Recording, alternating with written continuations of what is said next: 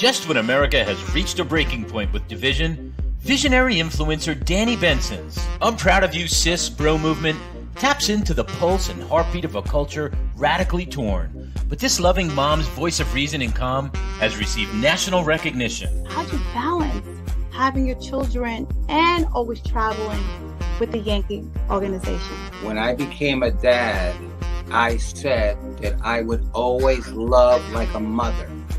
I feel like I have to try certain things or act a different way because I know some people or some kids. So join Danni Benson as she celebrates her special guests on her show and highlights their gifts and contributions to our world.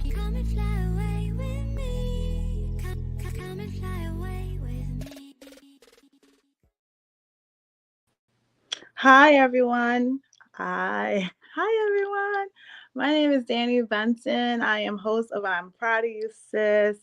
Please like, share, follow, comment. I'm so excited to be here. I have this amazing singer on today that I want to give her flowers. Her name is Kristina Halloway. She is a gospel singer, and she discovered her talent at the earliest of age. She has 2 songs on iTunes right now called Faith on 1,000 and Just a Sunrise Away, which I love so much. She has an amazing voice, everybody. Also, credit to her, she used to sing background with singer Little Mo, and also for an off-Broadway play called The Greatest Love Ever Told. She also has been nominated in the categories of New Artist for the Stellar and ASCAP Awards and the BET Awards. So everyone, please, please, please, please, please welcome Kristina Halloway to I'm Proud of You Sis. Hi, Kristina. Hi, how are you, beautiful? Hi, I am good. Can you see me, Danni? Yes, I can Can you see me? Okay, you look so beautiful. How are you? You look so beautiful too. I love your eyebrows. You do? Oh, thank you. I just filled them in. I was trying to make sure I look good. Amazing. How are you today? Thank you. I am doing good. How are you? Good. I'm here because I want to give you your flowers. I heard your amazing voice a few weeks ago. The song is still ringing in my head.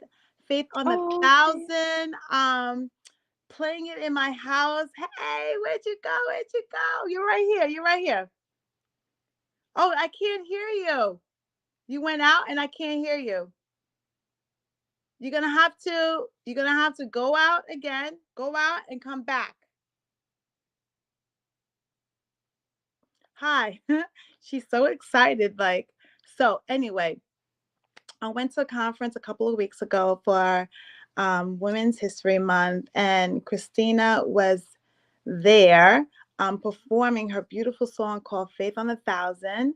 So I was so proud of her performance. Her voice is just so simply beautiful that I wanted to give her flowers because I don't know. It's just something about her. She's so sweet and innocent. She's been in the music industry for a long time. She's a gospel singer.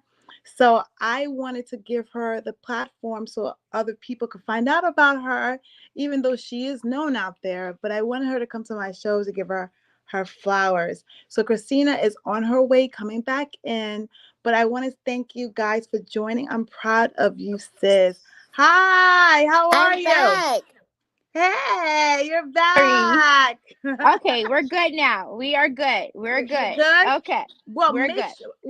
Okay, so you're good. So I wanted to talk to you about when did you discover that you could sing? Like what happened that you was like, oh my God, mommy, I can sing. Oh my God, I can sing. Like what happened? You know what? Honestly, I was so young. I think I was around like maybe 8 years old.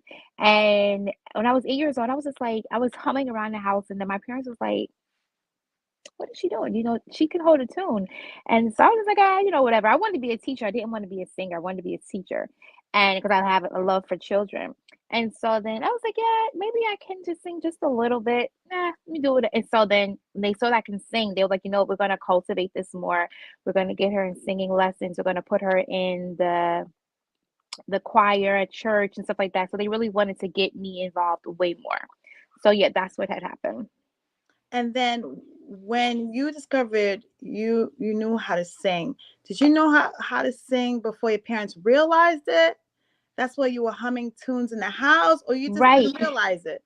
Honestly, no, I didn't realize it. It just kind of came natural. I didn't even know. I did not know that. I mean, I come from a singing family, a very musical background family. So I knew that I was going to be singing, but I didn't know to what capacity, you know. So on both sides of my family, they both sing. So for me to kind of inherit the gene is not so far-fetched. So yeah. So okay, so what was the next step? You joined a choir at I church. Yeah, joined the choir because my dad's a pastor. So like I was on the choir, I was on the ushers board, I was taking the offering, I was making Everything. envelopes, I was doing everything. Yeah, you know, as a pastor's kid, you just take on the responsibility of whatever they give you. Like that's just what it was. So when I did that, I started singing, and then from there I was like, you know what? Maybe we should do something with this. But I still wanted to be like over the youth. My dad had maybe over the youth department. Oh, is that your dog or your cat in the back? Yeah, that's Brownie. He's like so attached to me. It's like he's supposed to really be upstairs, but he heard me say, "Hey!" So he's just like, "Okay, let me come downstairs." Yeah, Oh my that's my God. baby No, Brownie. you're He's like fine. so attached to me. He's attached to my hip. I don't know why, but I No, heard it's good. Well, he's a you have good poodle. energy, so it's You know okay. what it is? He's a poodle, and I heard that poodles have favorites. So I guess like I'm one of his faves because You everywhere I are. go, he's like looking for me. Like, where did she go? And Where did like she you go? have really good energy, so I can see definitely why he would want Ah, to be around you. So yeah, it makes ah, sense. Yeah. thank you. You're But welcome. let's go back to Go you. ahead. Let's go back to you. Okay, go ahead. All right. So what happened? How do you decide that you just want to keep singing in the choir, or you want to make this known to like the world? Like what decision making that comes in? Because there's people that do know how to sing, but you just hear them at church. So what was the feeling inside of you that you felt like you wanted the world to hear your voice? As a young child or as an adult? Because I have Both. two stories. Both. Okay. So as a young child, it was always having my parents push me. Um, like I used to sing we used to have different conventions in church, and the bishop at the time, he always wanted me to sing before he preaches, and they would call it a sermonic solo. And so I would have to sing before them. And then one day I got in front of the crowd, and it was like close to like 3,000 people. And my father was like, "Are you scared?" I was like, "No, I got this. Let's go." You know, and so then I went on stage and I froze. But then I saw my grandmother on one side, I saw my mom on the other side, and I was comfortable. Then I started singing. So I knew that once I had gotten over whatever the fear was that I was feeling, I knew I could do it. It was just a matter of me getting over the fear initially because it was hard. As an adult, um, around the age of 15, that's when I started singing way more. That's when I had met Little Mo at the time when I did background for her for the choir that I was singing in. And at that time when I sing, I was like 15, and I said, you know what, maybe I should do something with this because what am I going to do? I was still in high school. I was like, I really wasn't sure. I was kind of all over the place, honestly, in my thinking. And then I said, you know what? Maybe this is something I can do. And then I connected, like a few years later, I connected with a producer. He heard me sing. He actually heard me sing by mistake, honestly, because I was going to sing background for another person at the studio. And the girl came late. And because she came late, another person said, "Hey, Kristina can sing." And he's like, "Okay, you can sing? Well, let's go hear what you have to do." And I went up there and I started singing, and he was so blown away. He was like, "We're going to work together." And within about a year, I had gotten signed to a label, and then I got nominated for a BET award, and then a few months later, I got nominated for the Stella Award, and then I won the Stella Award. Wow, that's amazing. Yeah. See, like you never, like opportunity. I tell people it's not luck. It's being ready at at the time Right. opportunity Right. comes. Right. Because what about if she was there on time? Like you Go. always have to be, but you always have to be ready when you have like Right. talents. You always have to be prepared because you just never know when the opportunity is going to knock at your door. And if Right. you're not ready, you get one shot. And that's You're exactly not what it ready. was. That's exactly what it was. And I didn't really, honestly, I wasn't going there to sing. Like, I looked crazy that day. I think my weave looked crazy. I looked crazy. I looked insane, Danny. I looked insane. And I wasn't even thinking about like going anywhere because I didn't like how I looked, but because, they were paying me to sing background for the girl. And I said, okay, fine, I'll do it. I needed the extra money because I can get my hair done. So I was like, let's do it. That's So good. it just worked out. Yeah. So then when that happened, that's the first time you realize, like, this could be something big. Like, I can have a singing career. This Yeah. producer interested in me. So Right. That's exactly what happened when I met him and he saw the gift that I had in me. He's like, you know what? Let's just do something with this. I don't know what's going to, because he didn't even know himself. He didn't know what was going to come out of it. It was just like two kids. One is good at producing. He's a great musician. The other one can sing. Let's just put it together and let's just see what happens. And that's exactly what happened. It was really by chance. Well, of course, by God first, because God knew what was going to happen. But we didn't know that, so it's just like, okay, well, then let's go ahead and let's see what happens and we'll go from there. So let me ask you a weird question. No, you're fine. How did the girl feel? Like, did She she was ever? angry. Oh my Oh God. yeah. She was so angry. I don't even know her name, but shout out to her. She was a dope girl too. But yeah, she was so angry because she paid for the studio. She paid for the rehearsal time. She paid for the singers. Like, she paid for everything, but she was late. And because she was late, the musicians at the time, they were getting upset. Because their day was gonna be wasted. And so, I mean, later on that afternoon, I don't remember, I think her and I spoke. I don't remember what the conversation was, but she wasn't too happy. What? Yeah. Because the producer let it be known that you had a great voice, or she wasn't too happy because you came late. Like, she came late. She wasn't too happy because she saw the attention at the time that was on me, and it was her setup. But she was It close was her. to It was her studio session. it was her session, right? And basically, we were just there just to waste time. Because we were just waiting for her. So we were just wasting time. And so because we wasted time, we weren't really doing anything. So we said, okay, let's just start singing. People were singing. It wasn't just me that was singing, it was other people that were singing too. And then that's when someone pointed out, hey, she can sing. Let her sing. And then things just kind of So it's not shifted. like you did anything malicious or anything like that. It was No, like I no. you were at the right place at the right time. Right. Exactly. Exactly what happened. What happened. Exactly. Hmm. Yeah. So okay. So then you also did the off-Broadway play, The Greatest Love Ever Told. How was Yes. that experience? Oh my God.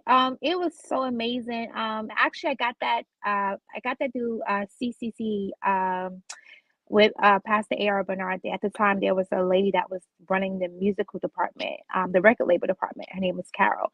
And she called up and asked us would we be interested in wanting to do this. And we're like, absolutely. It was Tatiana Ali, Clifton Davis, it was actually another man that was there. I can't remember his name right now. We call him Shaft, but his real name I don't remember. But he just recently passed away not too long ago. So yeah, it was Anna Marie Hartsford. It was so many people who you would see like on TV shows from back in the day, and then shows that were on currently that were there. So just to see that I was in their presence, it was just really, really amazing, and how we all connected when it was time for lunchtime because it was for a week. It was at the Beacon Theater and it was for a week and we had a really great time, really, really great time. And then years later I actually did another off-Broadway play with another person. Shout out, her name is Trevi Perche, and I did a play with her, and it was called The Defiled Bed. And in there I played a character which was very risky, very, very crazy. But It was anti-pastor. What do you mean by risky? oh yeah. And it was so crazy because both of my parents were there. So but I kind of forewarned them prior what the character was gonna be and who she was and what she's gonna do. And they were just like, oh, okay, fine, go ahead, do it. So it worked out. It was And plus, fine. it's acting anyway. It's not like it's real. You're just playing a role. Yeah, you're You just know playing what a I role, and mean? that's exactly, and that's kind of like how I kind of conveyed it to them. Like it's just a role. This is not my life. I don't do stuff like this. But they were fine in the long run. They were okay. That's great. Okay, so what are you trying to pursue now? Like, how has this journey been in this music industry? Because I Ooh, hear good things, I hear bad things, ooh, I hear so much. That's why I can tell you so that much. people who Yeah. go into this industry, I give them so much props and respect because it is not an easy industry to be in. So tell me your experience, tell me your journey just navigating your music career. Um, it's been it's been a journey. It definitely has been. I actually didn't want to do it any longer. I didn't Why? want to What sing any. happened? So after I won the Stella Award, I won this like one of the most biggest awards in gospel music. After I won the award, I was so excited. I was so happy. I hadn't had my son as of yet, but I was just so happy. And so what happened was, um, I got the award. I came back home. The award show at the time it was in Nashville. And I got the award. I came back home. I showed my parents. We were so excited. And then I got an email from, at the time, I was still working a 9 to 5 job. And then I got an email from my record label. They told me that they were dropping me because they did not want me to sing in gospel music any longer. And they wanted me to go into R&B because they loved my look. And I was like, Really? what just happened? Like What I are you won this. Yeah, talking about? I won this huge award. It's one of the highest awards out there. And now I'm getting dropped. And it's like Well, you talk about before you were getting dropped, did they have a conversation with you? Like, do you want to go into R&B, or they just dropped you, not even asking no, you or nothing? no, nothing. Honestly, they would they would sometimes joke about, oh, you can be an R&B artist, they would talk about, how I looked, and at the time, they were like, you sing nice, so why don't you do this? Gospel wasn't selling. This whole thing they were telling me, and I'm just like, that's not true, but okay. And so it was something that was a shock to me because I didn't know they were going to actually drop me. And you don't ever think that. You think when you get a record label, like you're signed to a record label, you're good. I had money at my disposal. I would travel wherever I wanted to go. I was just doing me, so you don't think that you're going to get dropped. So it's kind of like when they dropped you, it's just like, oh my Wow. God, what do you do? What was the explanation? Like, what happens? Like, don't you have contracts and stuff? Like, I hear people get dropped all the time. How does that work? Mhm. Is there a consistency, like a line that says if we're not satisfied with your performance, or not satisfied the way this things are going, they go automatically just renege on the contract? Like, how does that work? Correct. Well, yes, that does work just like that.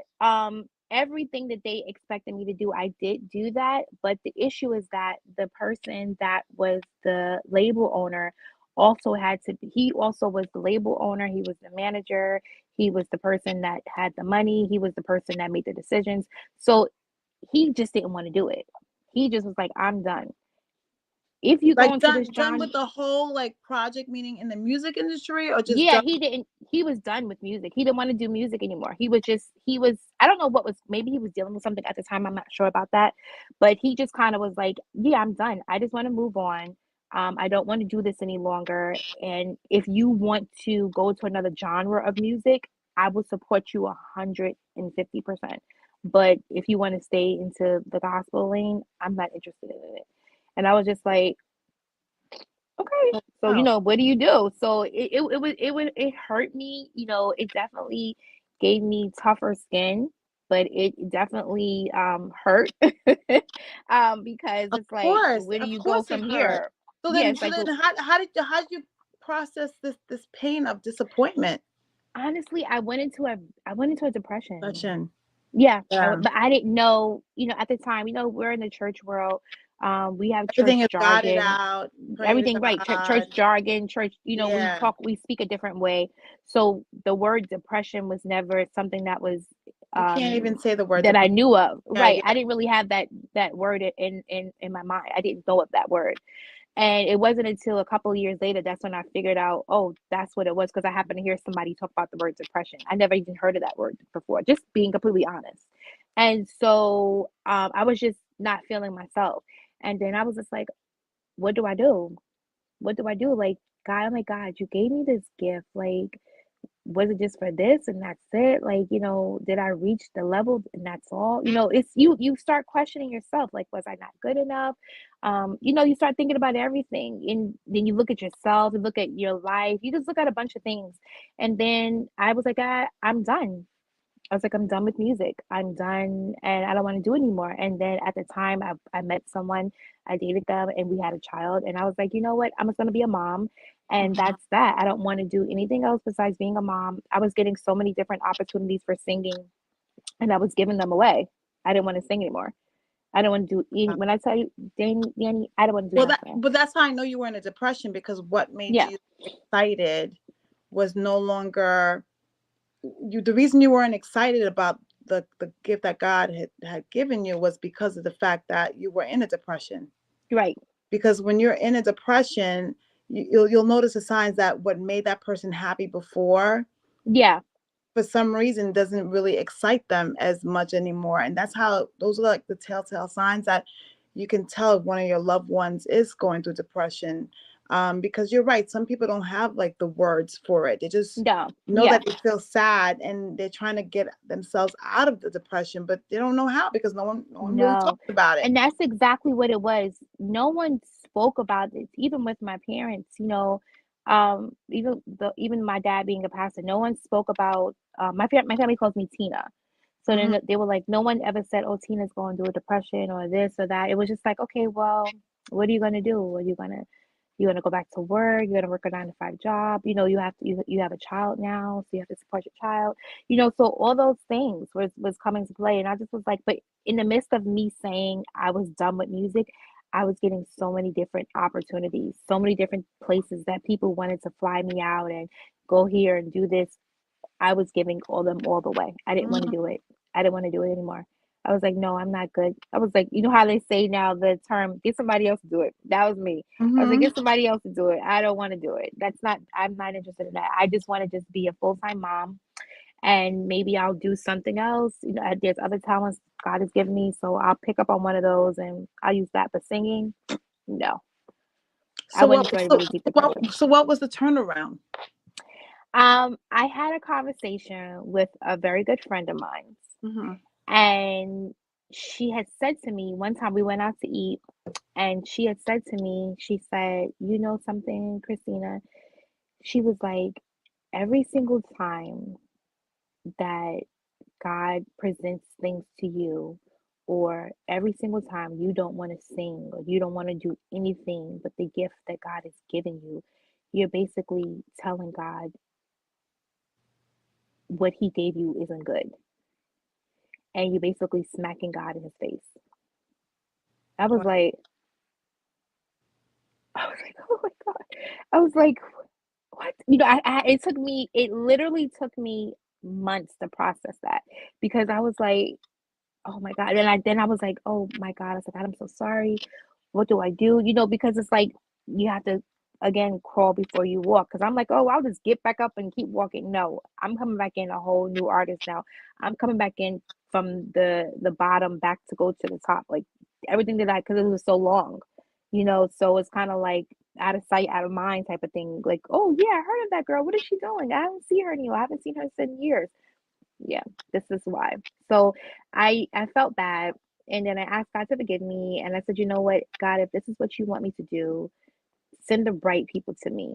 Send me the right team. Let me know that this is the right thing. Like, show me their heart. Show me people's hearts, so I know how to make it work for me, and just that we can both come together as one to do something powerful. So that was my genuine prayer. So I think your friend was saying basically, if God gives you a talent, don't waste it. Yeah, exactly. Like there's a reason Exactly. why he gave you that talent, and he wants you to use it. He wants Right. you to share it to the world. Like whatever talent you have, whatever is your purpose, it's Correct. not meant to keep it to yourself. It's meant for you to share it and inspire other people. Because if Yeah. you're sharing it or displaying it and helping other people, then the goodness of that just multiplies to even more people. Right. Exactly. Exactly. Right. So And like he uses you. It's basically he uses you for his glory, but at the time you probably don't even know that because you wonder like what you're doing right now, this platform that God has blessed you to have, you're able to help people by introducing them to so many other people around the world by even encouraging people that might see what you're doing that want to do a podcast but they're afraid. So, he uses us in that form so that we're able to reach. It's each one reach one, so that's just, how it works. So, yeah. No, I definitely agree with that. That's why if you do, but let me ask you a question. Yeah. So how'd you get back in it? What was that push that you said, okay, I'm going to do this again? Because Okay. now you're a mom now, so things are I different now. am. Things are so different now. Right. Yeah. Exactly. So what happened was after I was going through the depression, I joined this church called Remnant Worship Center, and my bishop is Bishop Courtney Bradley.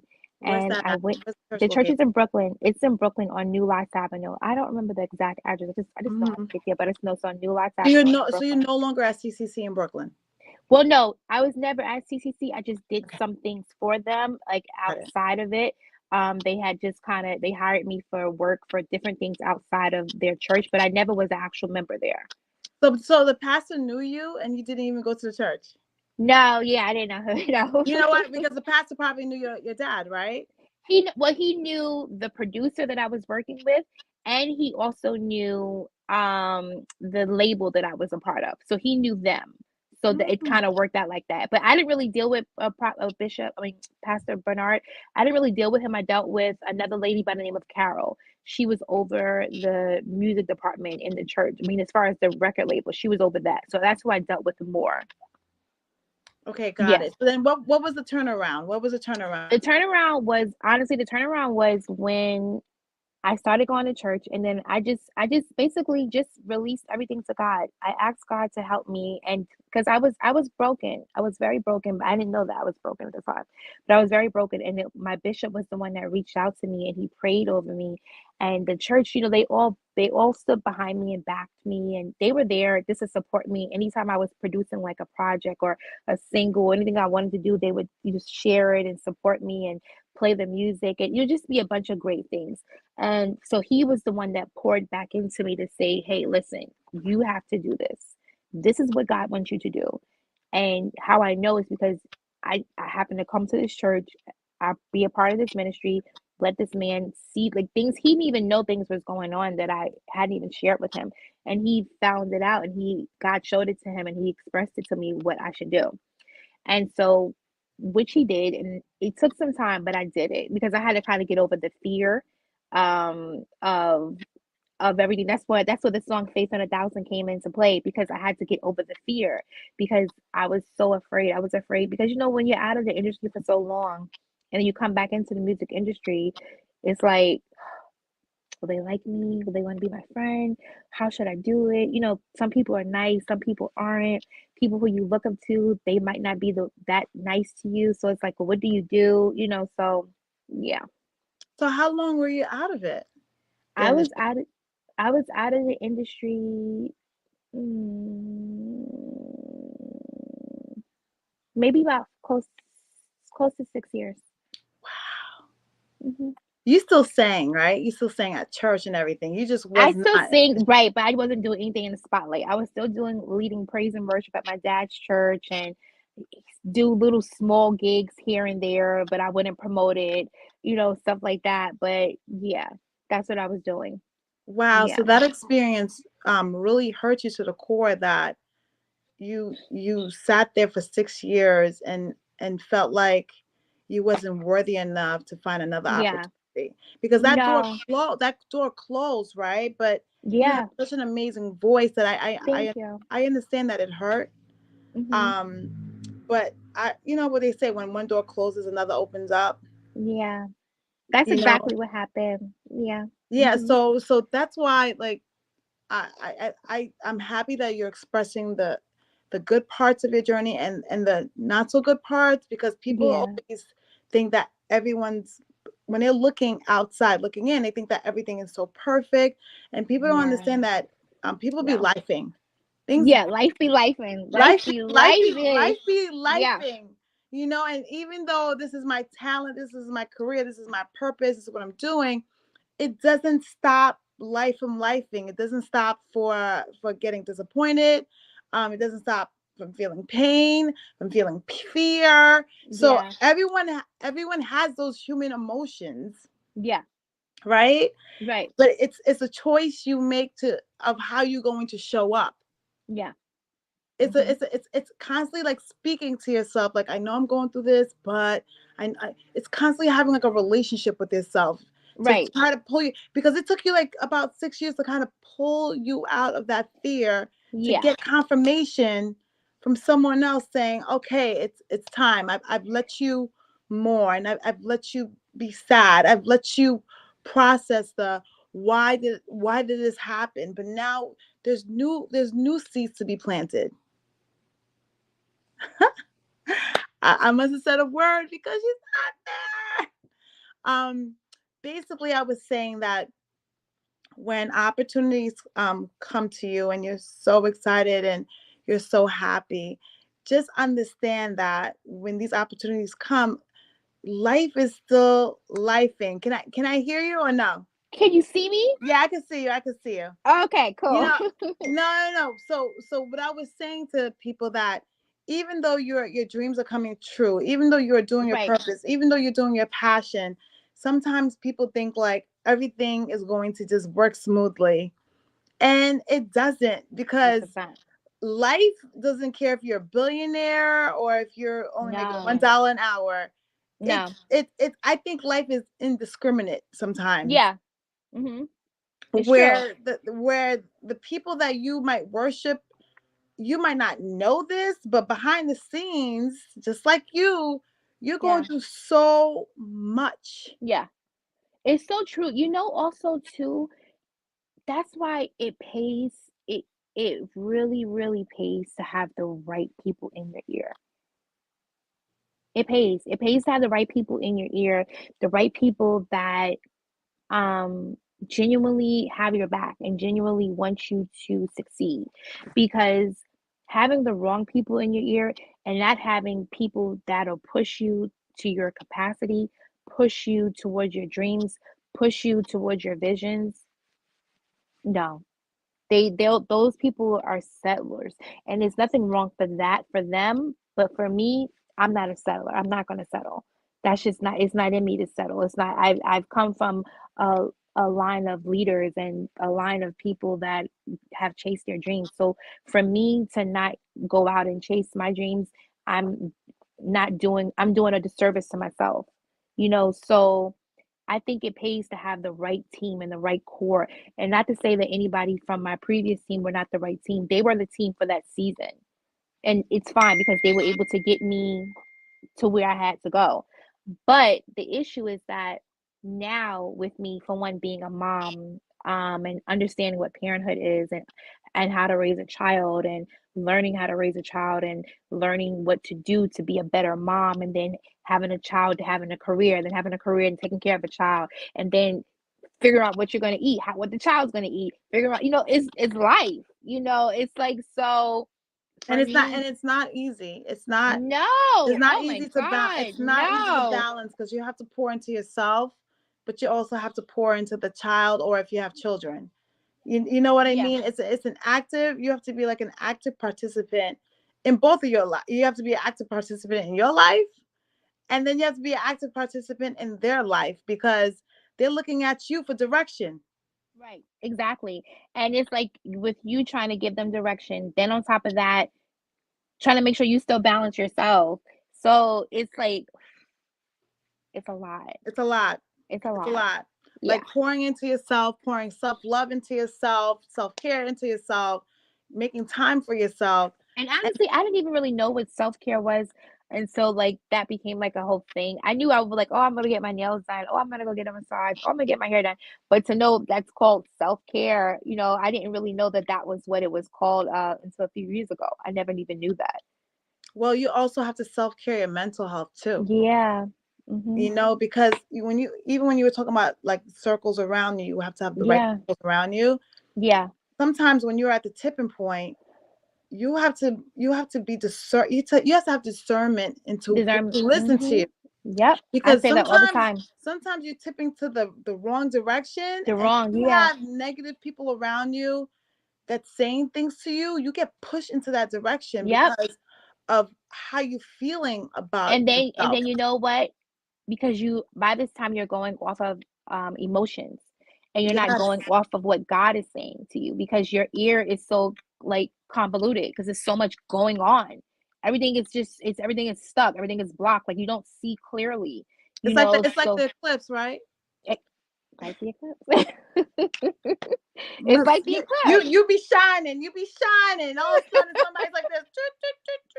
Right. It is like, that's exactly what it was. Blocking you, and you can't see. No, you can't. And that's exactly what it was for me. The same thing. And I'm like, what do I do? Like, when I tell you, Danny, I was stuck. I was so stuck. But I was there's so like, many that, but you know what? You're not alone.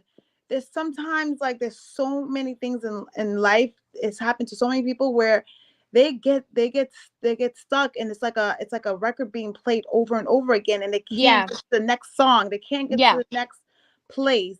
And I think one of the hardest things for human beings is accepting change. Yeah. Ooh.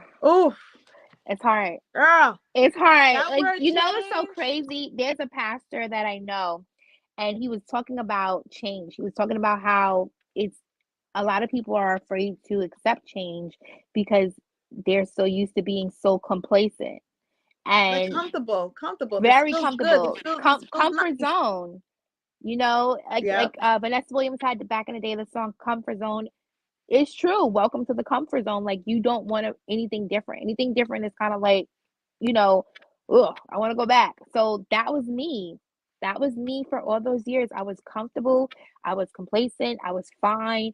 I was like, you know what? I'm just going to be the girl that's going to come to church, and I'll sit in the back and leave. Like, that was me. I didn't want to do anything else because I did so much at my dad's church. I did so much just overall. I wanted a little break. I was like, yeah, I'm done. I don't want to do anything. I just want to just be poured into, because sometimes you need to be poured into, so this way you can be able to pour out, you know. So I think that's what it was with me. But you know what happens with the comfort zone though? If you stay there too long, you don't grow. That's true. That's true. You get like, if you just stay there too long and it's comfortable, and I know we love being comfortable, right?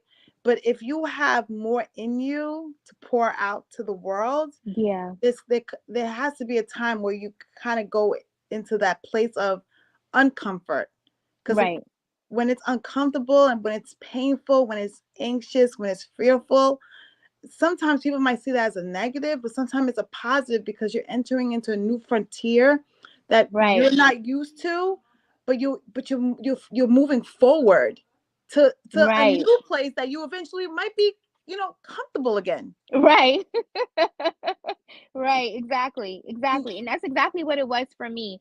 It was just that I knew once I got out of that comfort zone, once I got out of me just focusing on what I needed to do for myself, and like I said, having the right people around me, I knew that, okay, this is what I'm going to do. And I'm going to fight past my fears, because the fears be fearing. The fear be fear. Yo, the fear be making you see things and feel. Oh my God. The fears be fearing. The fears be fearing, honey. You hear me? And I was like, I don't know what to do. I don't know what to do. I'm like, the fears be fearing. No, I'm like, I hear you, because fear stops a lot of us. Yeah, and fear is a good thing because it protects us from not doing things that are unsafe. Correct. But we have to have discernment when we have fear too. Right. Like, we have to really talk to ourselves and say, is this fear because I'm making this up in my mind? Right. Or is there a real danger that my body is saying no? Right. And I think that's sometimes hard, because it's like you want to go off of what you're feeling. You do. You want to go off on what you're feeling. You want to go off on that feeling down at the pit of your stomach. You're like, this doesn't feel right. And then you also want to make sure that, I said earlier, that your ears, that God can speak to you in your ears, so he'll tell you, this is the right decision. This is not the right. And you know, it also helps too. Sometimes people would just happen to say things to you within that week. And they'll say a word or a phrase or something, and it's a confirmation to what you're feeling. You're like, It's a confirmation. And they don't even know what they're saying. They don't even know how what they said resonated with you. They have no idea. They don't even know that. But what you know it. So you're like, okay, God, thank you. That's all I need to know. I'm not going to do that. But you know what? I'm going to go forth and do that. So yeah, it happens all the time. No, when you're connected with, with, the Father above, God, however, whatever, you want to Yes. call it, universe, Yes. spirituality. I think when you feel it in your gut, there's a different, it's good to take the emotions out of things so you Right. can make more of a firm decision. And it's Correct. not, because sometimes your emotions do get the best of you and you're not really, thinking straight because you're emotional about it, right? Right. But I really do believe, like, there's a thing called instincts Instinct. that, I don't know. As I got older, I'm more in tune with it. But he gives that to us mothers too. He places that in us. The intuitions. He gives mothers that. That's why God Yeah, is because I never hear men talk about intuition, No, I right? don't know if they necessarily have that, and I'm no disrespect to the men, but Yeah. I know for God, He gives mothers intuition. He gives you that. He gives you that feeling. Like he gives you that something that where you know something is just like it doesn't feel good, or something feels unsettling. He gives I that to never, you. you know what it is? I never, ever ask a man, do they have instincts too? Because it's always women that, talk That's a about good it. question to ask a man. I want to say they probably do in some form. I don't know what form that is, but I know they I mean, he created us in his own image. So I'm quite certain they do have, that's why, prophets, there are people that are prophets, people that God has gift to have a gift of prophecy. They give them things to say for the world or say to people. So that, yes, that is true. But for mothers, it's a different type of uh thing that he places down on each one of us. Yeah, definitely for Yeah. sure. Yeah. Hmm. I am more in tune with my internal instincts, more Yeah, than ever, because I feel like it's like a direction map. Like when you don't know where you're supposed to go, left or right, straight or right. something pours into you. And I like to just be in a quiet space so I can Hmm. hear, because you know how you notice that you keep saying here. I Right. think you don't hear if you're not in a quiet space, because life Yeah. gets so busy, gets so Yeah. noisy, that that's part of self-care. You need to have solitude so Right. you can hear and feel what the answer is. Sometimes Hmm. your body will tell you the answer, but Right. it's because you're in a noisy place, and not really literally noisy like honk honk, like whatever, but just Yeah, but I noisy know like what you mean. life. Yeah. Life is Life. Yeah. busy, friends like this, that, you're ripping and running, that you need to take time to yourself so you can ask yourself questions so those answers can come to you. Correct. I So I where do totally you agree with that. so where do you see your career going now? Well, now I'm back singing again. I'm Yay! back Yo, you recording should have saw again. the glow. That's why I want to give you your flowers. I'm proud of you, sis, Oh, because you just oh, came with this glow. So I oh, am thanks, so Danny. proud of you, sis, because it's a journey to actually go through that pain you're going through. Hmm. And and you gave your time to heal in your own timing, but Right. to see the glow, I know that was your purpose, because as soon as you was like, Oh, I see it in your face. oh, I'm so proud of you, wow. sis. Oh, Danny, don't make me cry. Thank you. I'm so I want to give you your uh, flowers for Thank sure, you. because I um appreciate that.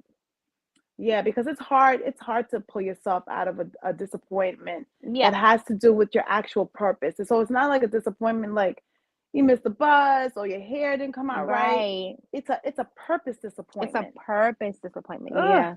And those That's heavy. sometimes That's heavy. hurt for a Yeah. long it hurts for a long time, It especially does. when you're confused. Like you said, like, God, was I supposed to be doing this? Or maybe Right. I was just like, there's no way you gave me this gift and I'm not supposed to do anything with it. Correct. So what are you doing now? What are you doing now? So right now I'm actually back recording. I just connected with a few producers, so we're going to be working, and a few writers as well. They're going to be helping me just kind of put everything together as far as what I want to say.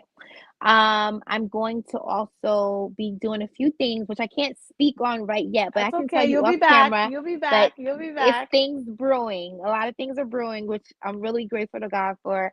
So and then I'm just really working on a lot of things for what I want to do as far as with my company, Faith on 1,000. It's a lifestyle brand, so I'm going to be doing some things with Faith on 1,000 outside of the Do you have singing. any handles that you want to give to people right now about Faith on 1,000? Absolutely. You can follow me on Instagram as Faith on 1,000 is spelled the word faith and then on the letter A, then the word thousand, THOUSAND, Faith on 1,000. And they can even follow me on Instagram. My name Kristina Halloway, Kristina with a K, Halloway HALLOWAY. So yeah, I definitely, and I have a website, KristinaHalloway.org as well. So yeah, I've just been focused. I'm ready to just pound the pavement. I'm ready to get back out there and, just use the, like I said, the gifts and talents that God has given me and just to make everything work and do what I have to do for myself. And that's it. So both of your songs are currently on Spotify and iTunes, right? They Faith are. on Yes, they are. 1,000 Yes. and Just a Sunrise Away. Yeah. Tell me about the songs. Why are they so powerful to you? Okay, so Just a Sunrise Away was the first song that I recorded when I came back from the industry. So when I started to come back into the music industry, that's the first song that I recorded. I was extremely nervous because it's basically saying don't give it up. It's an inspirational song, telling people not to give up, telling people to hold steadfast to what they want, telling people just to keep the fight, keep going because life, like you said, life sometimes and it's hard and you need people to just push you, to just to kind of push it back and like, listen, you can fall on me for a while. I got you, but don't stay there. Don't stay there. You gotta keep going. Don't stay there. So and then with Faith on 1,000, Faith on 1,000 was the producer, actually the one that I recorded and won the Stella Award with. He actually wrote this song. And him and we got together. He was like, yo, he said he was sitting in his bedroom one night and he said the song just came to him. So he got up and he went into the studio. He started playing a melody. He was like, keep your faith on 1,000, keep your faith on 1,000. He was like, it gotta be like a movement, it gotta be a chant. And I'm just like, okay, brother, yeah, call me tomorrow. I'm tired. Cause I wasn't there. And so when I heard it, I was like, oh, absolutely, let's do it. So that's where it came from. It came from him. He actually wrote the song. And then I said, you know what? I want to make this bigger than what it is. And he's like, yo, do it. You should do it. And that's exactly what I did. I kind of just took it off and made it my own thing. So yeah, that's so what what do happened you so okay, so let's manifest right now. Got Where it. would you want to be? Within where? Within your, okay, what do you see? Like, let's manifest it, meaning that it Okay. hasn't happened yet, but this is what you want to happen. I'm gonna win a Grammy. Yay! I'm getting more into acting, so I definitely want to be on a TV show or on a series, something like that. If it's preferably comedy, I would love that, or even like a drama, but comedy first. I am going to do a lot of different things with women as far as helping women out in different areas, whether it's from a single moms, rather it's from women that want to start businesses or women that are just needing guidance on what to do with their life. I'm going to be doing some things for that. I'm going to be doing more modeling. I gotta, pretty lady. Gotta use this. Yay! All of that. So yeah, so I'm gonna be doing that. So you're gonna be seeing some pretty big things coming from this girl right here, and hopefully you'll be a part of it as well. Yes, which I would love. of course I'll be a part of it. Of course, I would love and that. that's why I have you here. I wanted to give you your flowers. I am I so appreciate proud you, of Danni. you. Can't wait for you to come back so you could talk. Yes. About the projects, because I know that you can't talk about them now, but Right. I can't wait for you to come back for the part 2 of the continuation. It's gonna be a part 2, for sure. Part 2 of giving Kristina Halloway her flowers. Everyone, thank you so much for joining. I'm proud of you, sis. I am Danni Benson, and see you next and Danni, thank week. you. Thank you for everything. Thank you. Girl, I'm here to spread love. I know. I So love I'm it. so happy that you actually came on my show. Of And course. for anyone out there who's inspired, please contact Kristina Halloway. And everyone, have a good day. Bye. Thank you for Bye. joining. I'm proud of you, sis. And next time, Kristina will sing. I promise you. I Next will. I time, promise. she will I am. sing. I will. Bye, everybody. Okay. Bye. Bye. Bye.